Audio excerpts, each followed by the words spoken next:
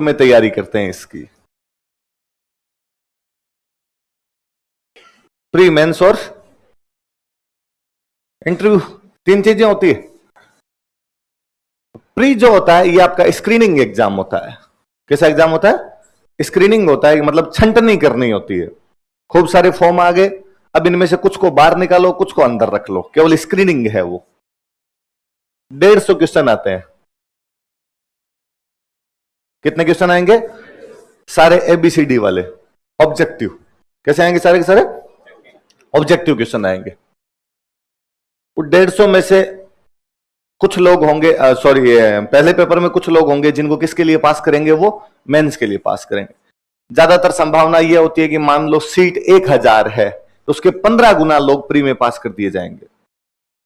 15 गुना होंगे तो मतलब कितने लोग पास कर देंगे? 15,000 लोग। मान लो 5 लाख लोगों ने फॉर्म भरा तो प्री पास करके मेंस देने वाले लोग केवल कितने होंगे? 15,000 लोग होंगे जो प्री पास करके क्या देंगे? मेंस देंगे। केवल एक पेपर, एक सिंगल पेपर, जिसकी मेरिट अभी तक का जितना भी रुझान है, पिछले जो 3 पेपर हुए 2013, 2016 और 2018, उसमें भी 2013 का पेपर 2 बार हो गया था। पहले 2013 का पेपर हुआ, फिर पता चला कि पेपर आउट हो गया, तो 2015 में उन्होंने वापस लिया था। तो आप यूं मानिए 2013, 2015, 2016 और 2018, मतलब प्री के तो कितने पेपर हो गए? एक तरीके से 4। 40% पे सिलेक्शन हो जाता है। कितने परसेंट पे सिलेक्शन हो जाता है? महज 40%। 40% पे सिलेक्शन होता है। 200 नंबर का पेपर होता है। कितने नंबर का होता है? 80 कट ऑफ एक बार भी नहीं गई। 40% का मतलब क्या हुआ? 80 नंबर, और 80 अभी तक एक बार भी कट ऑफ नहीं गई है, उससे नीचे नीचे जा रही है कट ऑफ। आप जैसे इंटेलिजेंट लोग आके भले ही उस कट ऑफ को ऊपर बढ़ा देंगे अब, पर अभी तक तो ऐसे कोई इंटेलिजेंट नहीं आए जो 100 में से कितने नंबर ला सकते थे? 40। 40 ही नहीं आ रहे हैं। 200 में से 80 नहीं आ रहे, इसका मतलब 100 में से 40 नहीं आ रहे। मेंस में 4 पेपर होते हैं।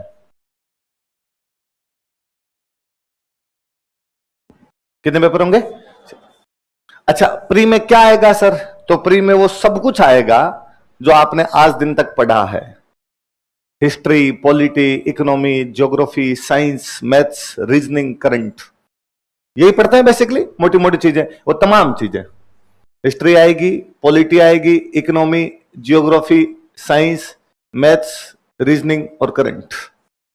बड़ी बड़ी सी ये 8 चीजें हैं जो आपसे पूछी जाएगी। मेंस में क्या आएगा? मेंस के 3 पेपर में ये तो आएगा ही जो प्री में था, मैथ्स रीजनिंग को छोड़ के। प्री वाले में से क्या नहीं आएगा? Maths reasoning. मैथ्स रीजनिंग केवल प्री के अंदर आती है, मेंस के अंदर नहीं आती। तो मैथ्स रीजनिंग छोड़ दो, बाकी वाले सारे सब्जेक्ट, मतलब हिस्ट्री, पॉलिटी, इकोनॉमी, ज्योग्राफी और साइंस, ये तो वापस आएंगे। कुछ ऐसे सब्जेक्ट आएंगे जो आपने आज तक नहीं पढ़े, अजीब सी सब्जेक्ट आएंगे। जैसे आएगा साइकोलॉजी। क्या सब्जेक्ट आएगा? साइकोलॉजी आ जाएगा। सब्जेक्ट आएगा सोशियोलॉजी, ज्यादातर सोशियोलॉजी भी नहीं पढ़ा होता। सब्जेक्ट आएगा बिजनेस मैनेजमेंट। कॉमर्स वाले के अलावा बिजनेस मैनेजमेंट तो कौन ही पढ़े? साइंस वाला भी क्यों पढ़े, आर्ट वाला भी क्यों पढ़े, पर इधर आएगा। सब्जेक्ट आएगा ऑडिटिंग, सब्जेक्ट आएगा पबेड, एथिक्स, आईआर, ऐसे खूब सारे छोटे छोटे और सब्जेक्ट आएंगे। इन 3 पेपर में, शुरुआत के जो 3 पेपर है वो वापस पूरे जीके के होंगे। किसके होंगे?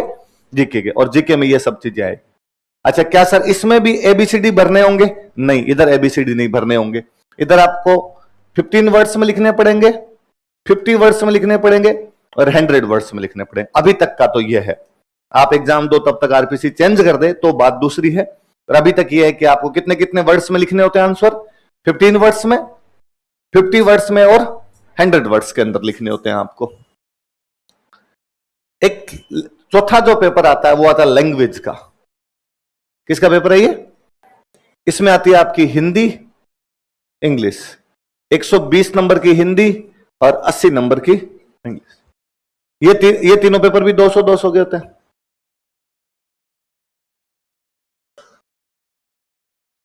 तो 4 पेपर कितने नंबर के हो गए? 800। कितने नंबर के हो गए? 3 मेंस हो गए। 2013 का मेंस हो गया, 2016 का मेंस हो गया, 2018 का मेंस हो गया। 13 वाले में कट ऑफ थी 350 नंबर, 350।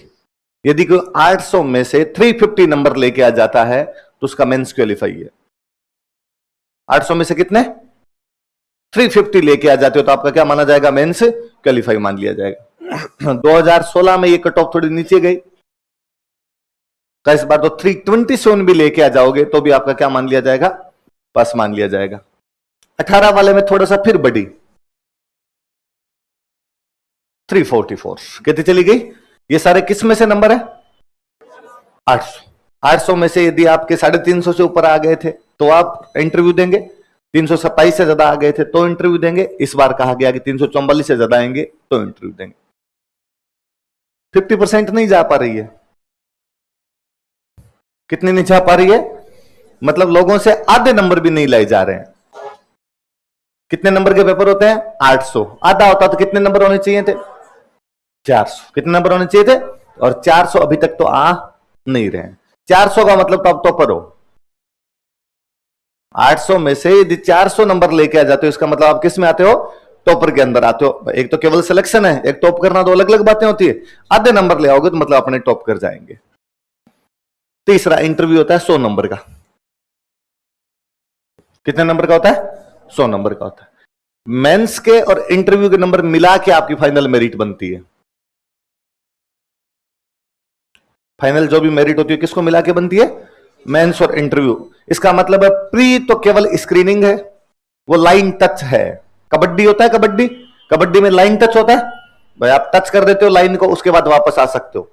2-4 के हाथ लगा के आ जाओ तो पॉइंट मिल जाएंगे, बिना हाथ लगा के आओगे तो भी वापस तो आ सकते हो, आपको फाउल नहीं माना जाएगा, आपको आउट नहीं माना जाएगा। यही होता है, बस सेम है। प्री की यदि कट ऑफ, जैसे पिछली बार प्री की कट ऑफ गई थी 78 नंबर। प्री कट ऑफ कितनी थी, 78। इसका मतलब क्या हुआ, इसका मतलब हुआ कि यदि किसी के 78 नंबर आ गए तो मेंस दे सकता है, 79 आएंगे तो भी मेंस दे सकता है, 99 आएंगे तो भी मेंस देगा, और 129 आएंगे तो भी मेंस। ऐसा नहीं है कि आपके 79 आए तब तो यार बहुत कम आए, देख मेंस देना पड़ेगा तेरे को, और 99 आए तो आपको कहा गया मेंस तो क्या करोगे देखे, इतने इंटेलिजेंट हो, डायरेक्ट इंटरव्यू दे लो तुम। और मान लो किसी के 129 आ गए, सरकार के साथ ज्वाइनिंग देंगे डायरेक्ट हम तेरे को, तेरा तो इंटरव्यू भी क्या ले, तू इतना इंटेलिजेंट है। ऐसा आपके साथ नहीं होगा। ये केवल स्क्रीनिंग है, ये केवल टच करना है, टच करके आपको बाउंड्री के उस पार जाना होता है। आई बात समझ में। ये खाका है मोटा सा। ये इसलिए बताया कि लोग जितना हवा बनाते हैं, जितना माहौल बनाते हैं, वैसा इधर कुछ ही नहीं होता है ना। अक्सर यूं कोई भैया मिल जाएंगे, कोई और मिल जाएंगे, अरे आरएस की तैयारी ऐसे नहीं होती है। आप किसी को जैसे ही शुरू शुरू में कहोगे मैं आरएस की तैयारी करता हूं, कोई तो 2 बार ऊपर नीचे देखेगा, अच्छा आजकल ये बातें। भाई साहब आरएस की तैयारी ऐसे नहीं होती है, आरएस की तैयारी के लिए तपना पड़ता है, तपना। तो फिर आप उनको कहना कि भैया फिर एक काम करो, आप तवे पे बैठ जाओ, और तो कैसे तपा जाए बाद में, है ना। या कोई रूम में हीटर वीटर लगा के उसी के अंदर ही रहो, बाहर मत निकला करो उससे, आप तपना इतना पड़ता है। इसका मतलब यह है कि जितनी चीजें आप पढ़ेंगे, यदि उसका आधा भी याद रह जाता है तो सिलेक्शन हो जाता है। इसका मतलब यह है कि मनुष्य का मन आधी भी याद नहीं रख पाता है।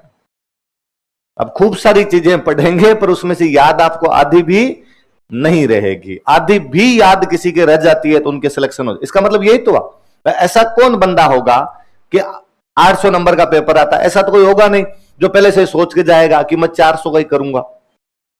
बंदा सोच के तो क्या जाता है कि मैं 800 का 800 करूंगा। हाँ ठीक है, 800 में से उसे 50 नंबर के क्वेश्चन ऐसे आए जो हवा ही नहीं लगी उसको। आपने कहते हैं कि बार क्वेश्चन को देखे, अरे यार ये तो भगवान जाने कहां से पूछ लिया था हम लोगों ने, इसमें तो हवा ही नहीं लगी थी। 750 का तो आया उसको।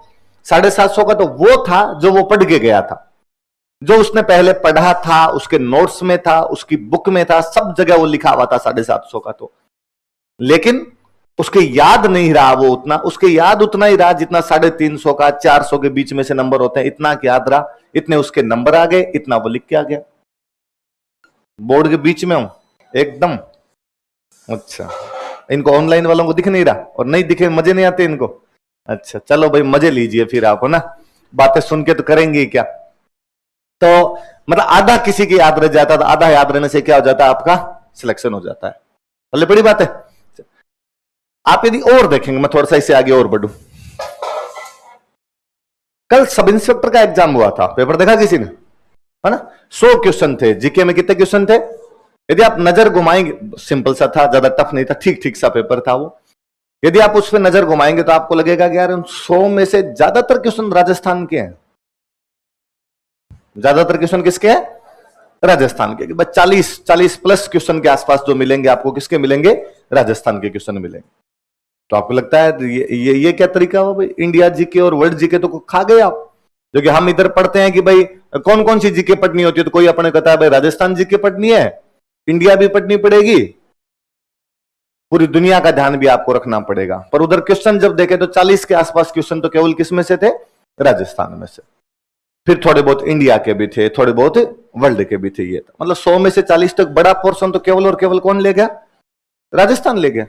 ये की कंडीशन आप इधर देखेंगे, आपके प्री में 150 क्वेश्चन आएंगे, उन 150 में से 60 क्वेश्चन राजस्थान के होंगे, वही 40% है। देख लो 150 का 60 कितने परसेंटेज हो जाएगा? 40। एसआई में आते ही 100 है, उधर 100 आते हैं तो 100 में से 60 पूछ लिए, इधर आपके 150 आते हैं तो 150 में से लगभग कितने आ गए? 60 क्वेश्चन हो गए। फिर दिमाग में आया कि यार ये राजस्थान कितने ज्यादा क्यों पूछ लेते हैं, बाकी की क्यों नहीं पूछते?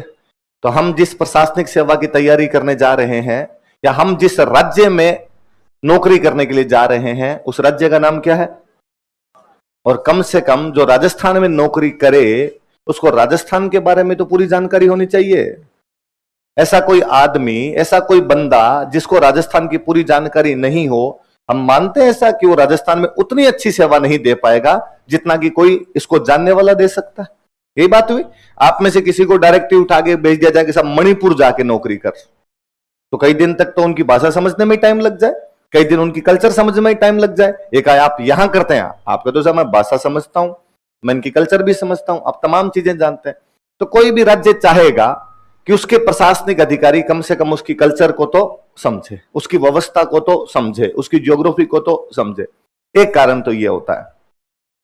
दूसरा कारण यह होता है कि यदि हम राजस्थान जीके नहीं पूछेंगे, यदि हम राजस्थान जीके नहीं पूछेंगे तो बाहर के स्टेट वाले जितने भी लोग होंगे वो भी तो एग्जाम देने के लिए आते हैं, और बाहर के स्टेट वाले एग्जाम देने के लिए आएंगे तो उनको भी फायदा मिल जाएगा। हर राज्य यह भी चाहता है कि मेरे बच्चे पास हो, दूसरों को मैं पास क्यों होने दूं, दूसरों को नौकरियां क्यों लगने दूं, हमारे बच्चे पास हो तो हमारी चीजें ज्यादा पूछ ली जाए। जैसे आप पंजाब का एग्जाम नहीं दे सकते कभी भी, क्योंकि वहां पे पंजाबी कंपलसरी है। जिसको पंजाबी आती है वो वहां का एग्जाम दे सकता है, वरना तो एग्जाम भी नहीं दे सकता। आप गुजरात का नहीं दे सकते, आप महाराष्ट्र का नहीं दे सकते, साउथ के बारे में तो हालांकि आप सोचते भी नहीं है, तो ना ऐसा तो आपके कब जी में आया कि मैं आंध्र प्रदेश में जाके नौकरी कर लूं? भाई अपने पड़ोसियों का पास में आ सकता है, क्या राजस्थान में नौकरी लग जाए तो ठीक, वरना कम से कम गुजरात पंजाब में तो देखी जा सकती है। पर आप गुजरात पंजाब दोनों में नौकरी नहीं कर सकते, क्योंकि पंजाब में आपको फॉर्म भरने के लिए क्या आनी जरूरी है? पंजाबी। और गुजरात के लिए क्या जरूरी है? आपको दोनों नहीं आती तो आप उनके एग्जाम नहीं दे पाएंगे। उन्होंने अपनी लैंग्वेज को कंपलसरी कर रखा है, हमने लैंग्वेज वाला लोचा तो नहीं कर रखा, पर हमने कहा फिर हम क्वेश्चन हमारे पूछेंगे, हम हमारे राजस्थान के क्वेश्चन ज्यादा पूछेंगे। तो राजस्थान में क्या पूछोगे आप? तो हमने कहा हम राजस्थान में हिस्ट्री पूछ लेंगे, हम राजस्थान की कल्चर पूछ लेंगे, हम राजस्थान की जियोग्राफी पूछ लेंगे, राजस्थान की पॉलिटी पूछ लेंगे, और राजस्थान की इकोनॉमी पूछ लेंगे। 5 सेक्शन है बड़े तौर पर। कौन कौन से 5 सेक्शन है? हिस्ट्री, कल्चर, जियोग्राफी, पॉलिटी और करंट पूछ लेते हैं। करंट के क्वेश्चन भी पूछ लेते हैं कि हम हमारे यहां से खूब सारे क्वेश्चन पूछ लेंगे, और यहां से हम खूब सारे क्वेश्चन पूछेंगे तो बाकी स्टेट के जो भी लोग आएंगे उनको ये क्वेश्चन नहीं आएंगे, हमारे बच्चों को ये क्वेश्चन आ जाएंगे तो हमारे बच्चे पास हो जाएंगे।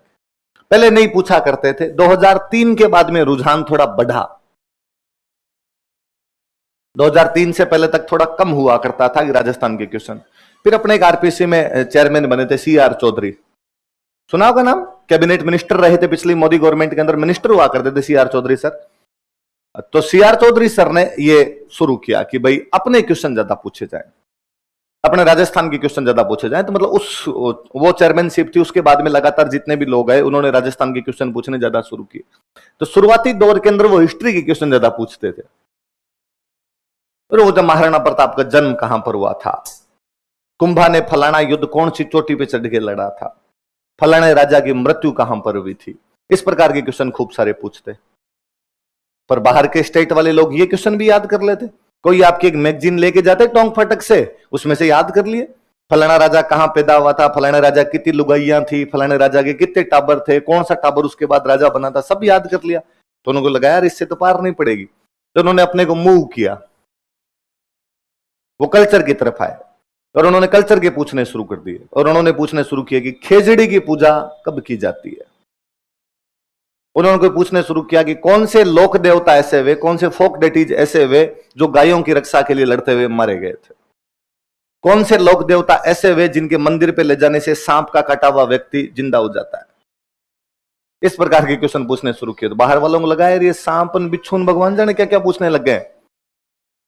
उन्होंने ये याद करने शुरू किए। अपनी आरपीसी ने फिर पैंतरा चेंज किया, आरपीसी ज्योग्राफी की तरफ बढ़ी, उसने ज्योग्राफी क्वेश्चन पूछने शुरू किए। राजस्थान में सबसे गहरा खड्डा कौन सा है, राजस्थान में सबसे ऊंची जगह कौन सी है, राजस्थान में फलाना खनिज कहां होता है, राजस्थान की फलानी नदी कहां बहती है। इस प्रकार के क्वेश्चन पूछने शुरू किए। लोगों ने ये याद करने शुरू किए। तो आजकल आरपीसी का रुझान इधर ज्यादा है, स्टेट पॉलिटी, राजस्थान की जो पॉलिटी। और राजस्थान पॉलिटी ऐसे ऐसे सवाल पूछती है कि राजस्थान वालों को नहीं आते। तो राजस्थान वालों को नहीं आते तो बाहर वालों की तो आने की संभावनाएं पूरी तरीके से खत्म हो गई एकदम। भाई बंदा याद करके जाता है कि राजस्थान का पहला राज्यपाल कौन था, राजस्थान का अब राज्यपाल कौन है। वो कोई फिर पूछता है राजस्थान के ऐसे राज्यपाल जिनकी सड़क दुर्घटना में मृत्यु हो गई थी। बोलता है ये वाला कौन आ गया था बीच के अंदर इस प्रकार का। जैसा कोई क्वेश्चन उठा के पूछ लेते हैं तो आजकल उनका पूरा का पूरा ध्यान इस चीज पर है।